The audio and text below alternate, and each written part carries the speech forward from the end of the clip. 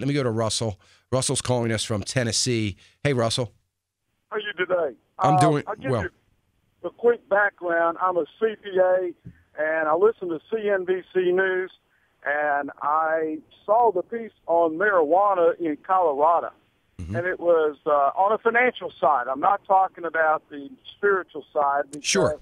As a Catholic, I never smoked pot. We Right, drink single malt scotch. Anyway, real quick. Right. But my question is, they were talking about $40 for buying this legalized marijuana, and my question is, the economy of where's all this cash is being sucked out of the system from these young people that are we're talking about discretionary spending. Well, if you got all this money being sucked out, what's the long-term effect? Because I'm afraid this is going to go throughout the country. You know what? That's a great point, Russell. I appreciate that. And I got to tell you, it's something I hadn't really thought about, but I think you make a great point. And when we are living on the edge as a nation from an economic standpoint on what we have in discretionary income and then what we are using it for. We are a nation from an economic standpoint driven on discretionary income and consumer spending. And now we've got something, and this is, yes, Russell brings up the point, that it is only one state. He understands that.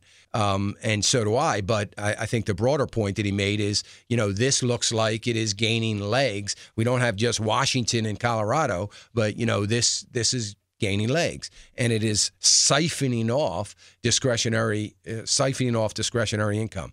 And, yeah, I mean, that's always going to be a problem. And I guess, Russell, some of the argument might be from some people is they're young people, they're going to spend that money on that anyway. Or older people that are going to spend that money on that anyway. They're just spending it legally as opposed to illegally. And there's probably an argument to be made for that. So it is interesting. I wouldn't even know, frankly, where to begin to take a look at the economics of that nationally, what that would look like. But it's a very interesting point. But again, just to drive home Russell's point, again, this is the classic example, whether it's state, local, or national level of politics, we have such an economically inept government that we are incapable of looking at the unintended consequences of what we do that might affect the economy. We just don't